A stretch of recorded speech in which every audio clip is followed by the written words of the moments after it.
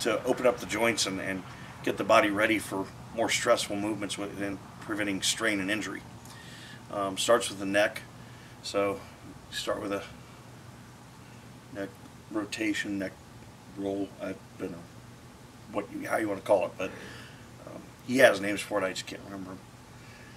And a few times each way. I usually do 5 to 10 reps on each part of the sequence, depending on how that feels when I'm doing it. And then tilt, and on the tilt you want to raise the jaw towards the ceiling and drop the shoulder so that you really open this area up. Right. And then that whole neck circles, and again you don't want to turn the neck as you go. Your chin will stay basically forward all the way through the motion. Right? There is another one I got from Scott. It's not in this particular series, but if this isn't opening this up quite enough, you can also turn and very, very slowly turn and imagine a pole here going straight back, and again drop the shoulder, and that'll open up this in a slightly different way.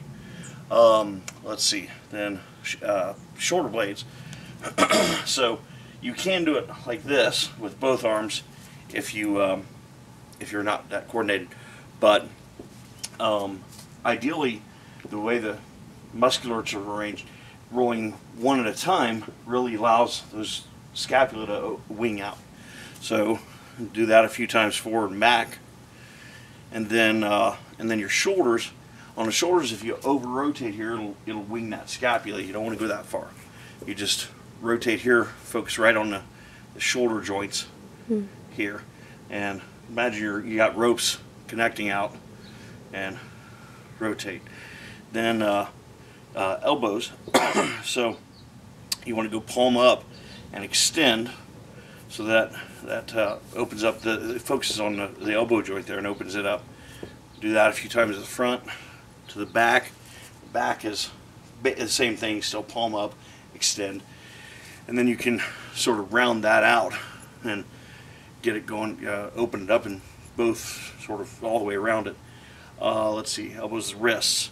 Then the wrists, you want to make sure not to rotate the hand, you want to rotate the wrist. I found the first few days I was doing this that if I could grab a bar of some sort, and you can use your finger, but it minimizes the ability to rotate the hand, and you can really focus on the wrist. Right? And so do that a few times each way, and do them simultaneously. Then fingers, you want to go from OK to like holding an ice cream cone. Right? And as you go, you want to stretch it out so that you're fully opening up all the fingers. Then thoracic region. So put your hands together. You can thread your fingers, whatever, but put your hands together and extend here and drop that thoracic region back, and then forward. You want to exhale. Basically, with Scott's stuff in general, you want to exhale when your body contracts, because it's a natural exhalation point as your diaphragm gets compressed, right? So here, exhale, and then inhale on this. So, right? Then the same kind of motion you did with your neck, you're going to do with your thorax region, right? So both ways on that. Right? And again, it's not, you don't want to be turning it like this. It's just forward, side, back, side, forward. Okay?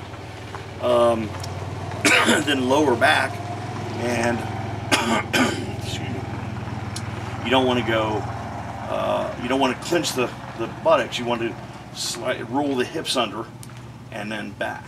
Okay? And you're trying to open up the lower back joints and warm everything up. Then hips. The first hip one is you shift all your weight to one leg, and that kind of pops the hip up vertically. And this is dead. You can literally bend it, but over time you don't really have to. It just goes dead. And then switch back and forth. Get each hip opening up. Right? Then you if you imagine you've got a some sort of obstacle here, like you can use a chair, and you want to go over it here and then back. Right? That opens up the wall region and activates the hips on this plane. Right?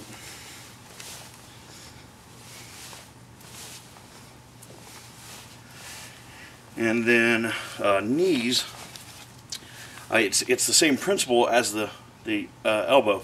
I want to rotate my foot so that this there's a little tension in the knee, and extend, and that activates that.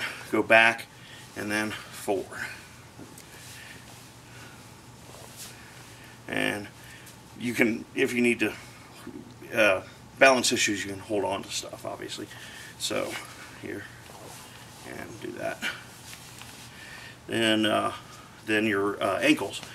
So on the ankles, again, just like the wrist, you don't want to just rotate the toes. You want to isolate the knee so you can really isolate the ankle, stabilize the knee. And then you want the sole of your foot to go side, back, right? As you rotate each direction. Right?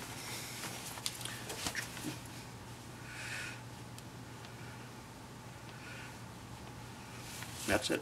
Hey.